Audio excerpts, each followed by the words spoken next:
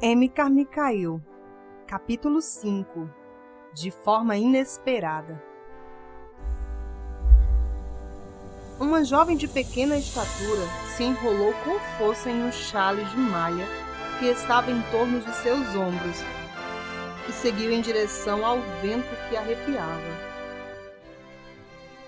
Ela caminhou para o norte em direção às fábricas que expeliam fumaça. De forma ágil, ela evitava as enormes poças que se estendiam pela estrada. As carruagens puxadas por cavalos passavam salpicando água lamacenta em sua saia. Um balde de água com sabão derrubado de uma janela do quarto andar quase a atingiu enquanto a água escorria na rua de paralelepípedos.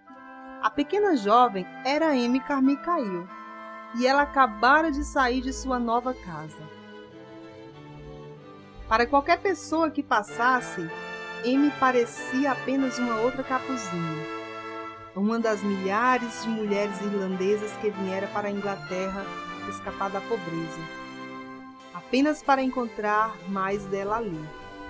M poderia ter vivido com sua mãe e sua irmã no pequeno chalé que alugaram fora da cidade. Mas ela queria viver na favela, viver no mesmo lugar que as pessoas que ela queria ajudar viviam. Fazia todo o sentido do mundo para ela. Nos 3 meses em que morara lá desde a chegada de Belfast, ela aprendera muitas coisas. Por exemplo, descobrira o quão difícil era viver sem dormir o suficiente. As paredes de seu quarto eram finas como o papel, e era possível ouvir cada choro de bebê, cada casal que discutia, cada homem bêbado que batia na esposa em cada quarto no seu andar. Mas isso não era nada comparado aos ratos e insetos que infestavam o prédio. Era impossível mantê-los fora do apartamento. Para cada inseto e cada rato que M afugentava, mais entravam para ver o que causava toda a agitação. As pragas furavam através de suas roupas à noite e corriam levemente sobre seus cobertores. M dormia com o lençol bem apertado em torno do pescoço, pois não queria acordar com um rato ou com barata rastejando para dentro de suas roupas de cama. Embora ela conseguisse impedir que os parasitas ficassem sob seus cobertores, eles iam para todos os outros lugares que escolhiam ou gostavam. Ela podia ouvi-los passear pela mesa durante a noite, e pela manhã ela sempre deixava uma das botas cair no chão antes de acender a lâmpada. O ruído alto assustava os insetos e os ratos e os faziam fugir pelos cantos e fissuras do quarto. O exterior do edifício de tijolos, viscoso e coberto de musgo, não era muito melhor que o interior. Homens desocupados ficavam perto da porta da entrada. Às vezes, quando estavam bêbados, gritavam coisas feias para M ou tentavam agarrá-la. Uma vez, um bando de homens a seguiu. As coisas ficaram feias, até que uma mulher gentil, que viu o que estava acontecendo, agarrou M e puxou-a para dentro do seu quarto, trancando a porta com rapidez para manter os homens afastados.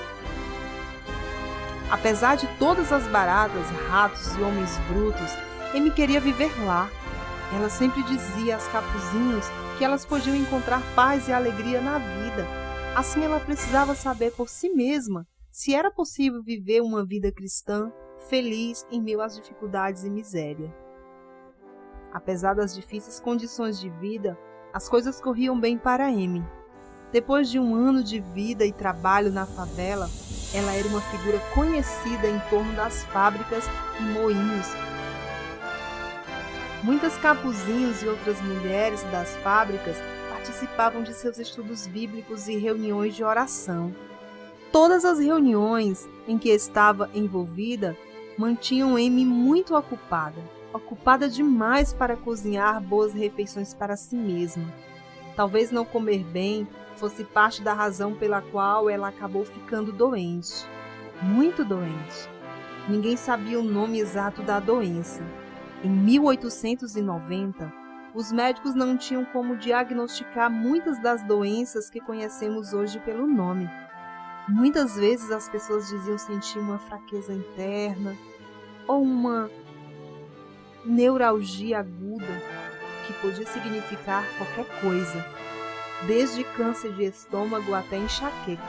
Não havia outra cura para muitas doenças, além da mudança de clima, boa comida e descanso. O médico decidiu que Amy precisava dos três. A pergunta para Amy era aonde ir para descansar? Conseguir boa alimentação e mudança de clima? A resposta veio através de um amigo da família, Robert Wilson, um rico proprietário de minas de carvão. Ele encontrara a família Carmichael pela primeira vez 3 anos antes, quando chegara a Belfast com Hudson Taylor para dirigir uma reunião Kiss Week. Na verdade, Robert Wilson e o cônego Rashford, vigário da congregação da Igreja de São João, fundou as reuniões Kiss Week. Enquanto Robert Wilson visitava Belfast, a tia de Amy o convidara à casa da família Carmichael. Durante sua visita, ele ficou muito interessado nas atividades de todos. Ele ficou especialmente interessado no trabalho de Amy com as capuzinhos. Toda vez que ele voltava a Belfast, fazia questão de visitar a família Carmichael. Todos na casa da família Carmichael aguardavam sua chegada com alegria. E depois de várias visitas, as crianças da família Carmichael começaram a chamá-lo de Dom, um acrônimo que significa Querido Senhor. Robert Wilson morava em uma grande casa senhorial chamada Granja Broughton, localizada no distrito dos Lagos, na Inglaterra. Quando soube que Amy estava doente, ele a convidou para ficar na Granja Broughton. Na granja, a cozinheira de Robert Wilson prepararia sopas deliciosas e a governanta cuidaria dela até que recuperasse a saúde. O ar maravilhoso do campo seria exatamente o que ela precisava depois da sujeira da cidade. Era uma solução perfeita, exceto que Amy queria tanto ficar com seu novo grupo de capuzinhos. No entanto, isso não era possível. Ela mal podia sair da cama de manhã. Além disso, comia cada vez menos. Então, Amy aceitou o convite amável de Robert Wilson e se mudou para a granja. Que contraste era a vida na granja! Todos os dias o fogo crepitava na lareira do quarto quando ela acordava. Ela recebia manteiga espessa e feita em casa, colocada sobre bolinhos fofinhos para o chá da manhã.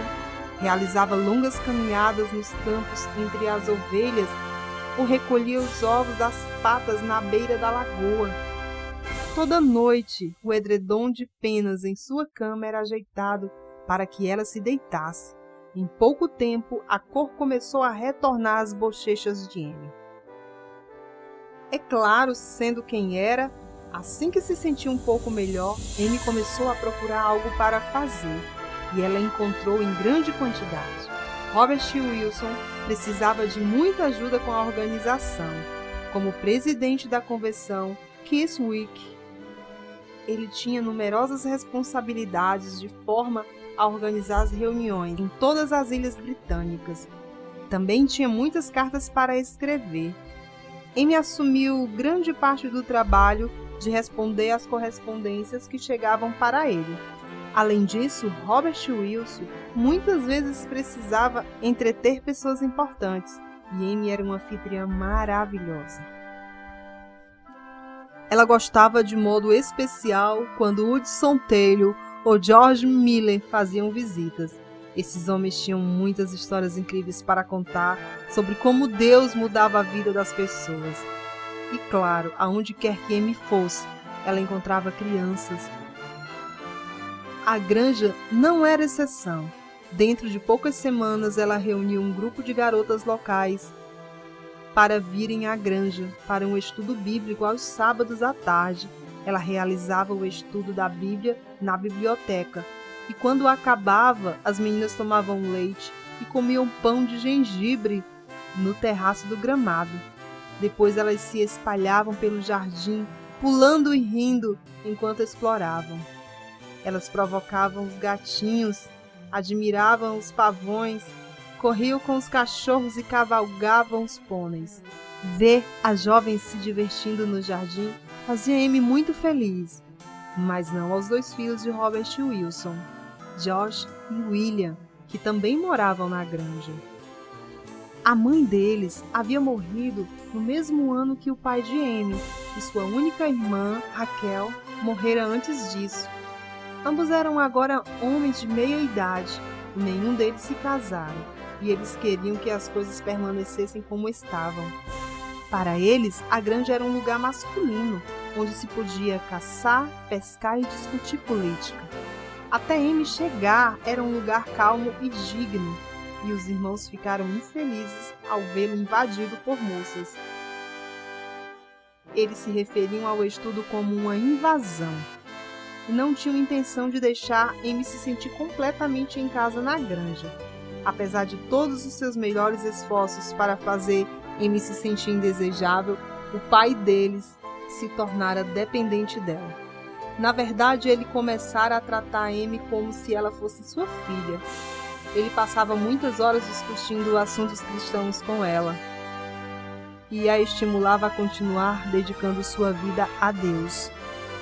Um dia depois de 3 meses de permanência na granja, Robert Wilson pediu a Amy para continuar lá depois que elas se sentissem bem de novo e permanecesse a anfitriã de sua casa em ministério. No início, Amy lutou contra a ideia. Seu coração estava nas favelas com as capuzinhos, mas enquanto orava por isso, uma paz estranha lhe sobreveio. Ela sabia que por algum motivo que ela ainda não podia entender, Deus queria que ela vivesse na granja Broughton. Amy se mantinha ocupada na granja. Os 2 filhos de Robert Wilson a convidaram respeitosamente para acompanhá-los a um estudo bíblico da União das Escrituras, um grupo do qual participavam toda terça-feira à noite na aldeia. Amy causou um impacto tão grande no grupo que foi convidada a liderar todas as suas reuniões, o que não caiu bem com George e William. Amy também visitava as aldeias vizinhas, realizando reuniões e partilhando a mensagem do Evangelho com todos os que se preocupavam em ouvir. Ela começou a escrever e teve o primeiro conto publicado.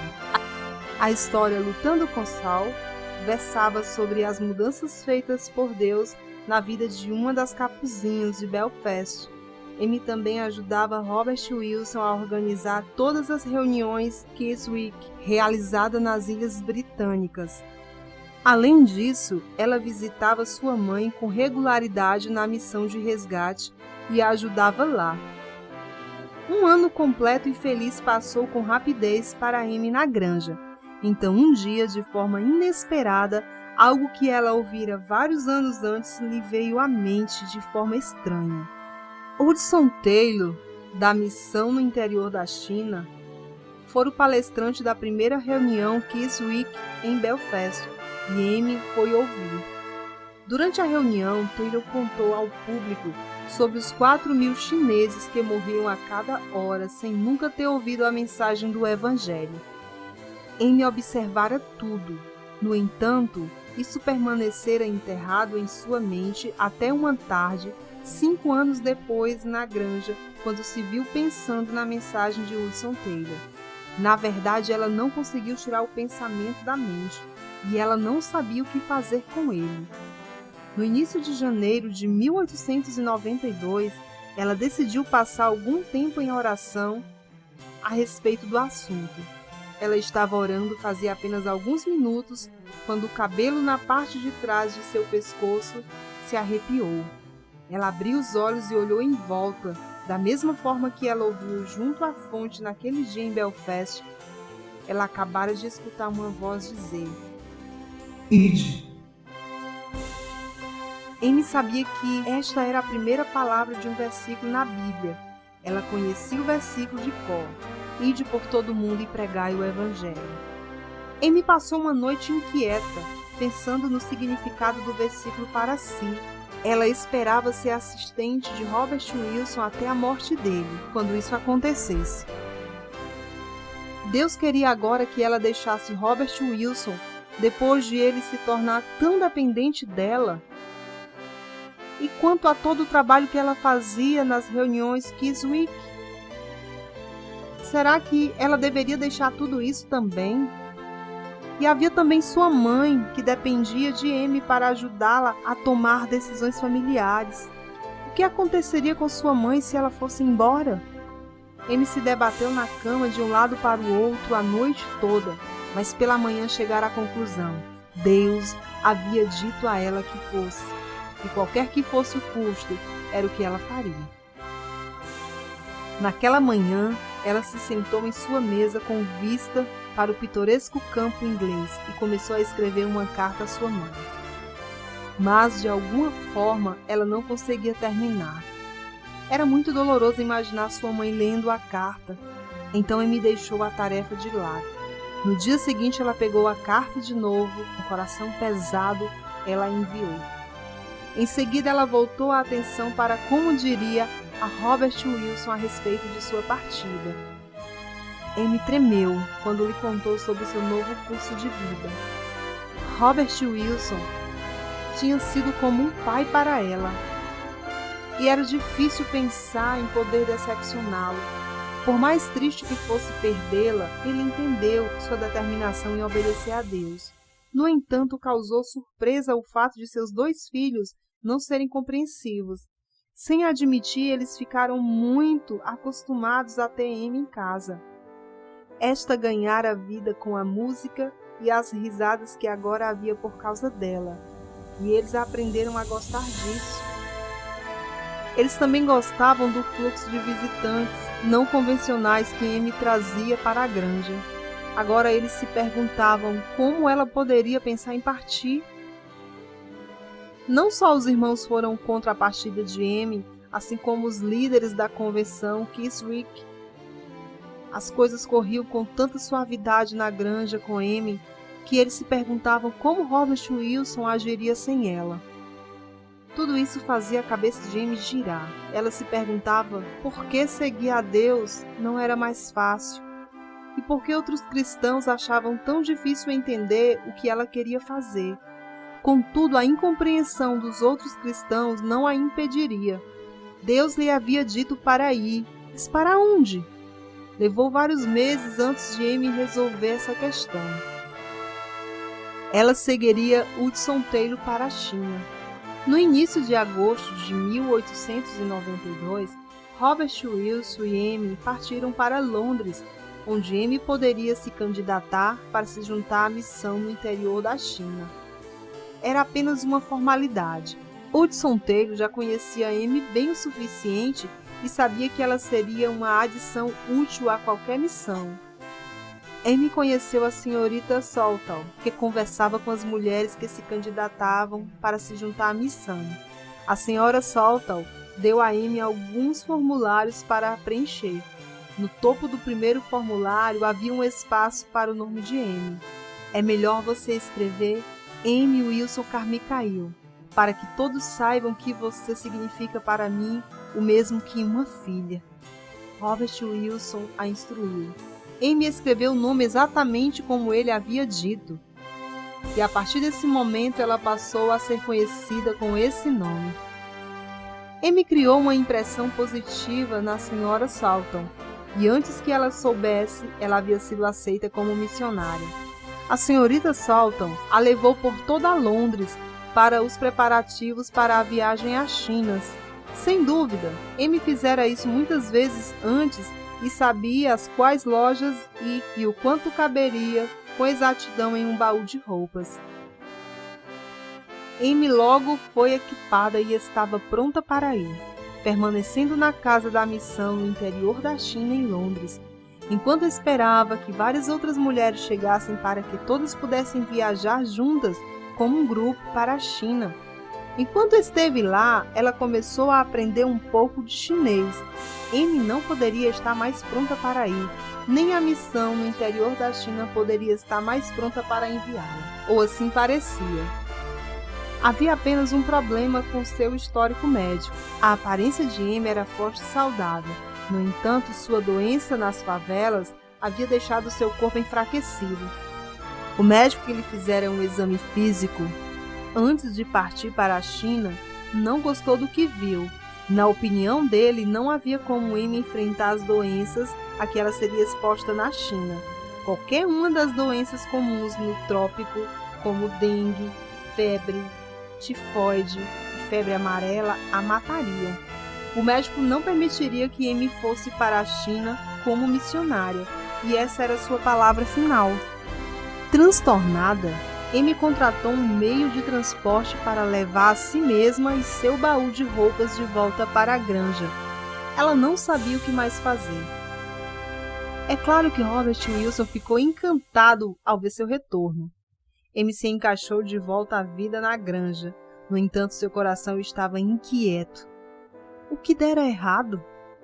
Por que ela sentia que Deus a chamava para ir para a China? E por que passara por toda a agonia de se despedir de sua mãe e de Robert Wilson apenas para ser rejeitada por um médico? Ela não entendia. Contudo, ela também não estava pronta para desistir. Uma coisa que ela sabia com certeza, enquanto olhava para o baú marítimo de roupas guardado no canto de seu quarto, era que Deus havia dito: Ide. E ela iria a algum lugar, e logo.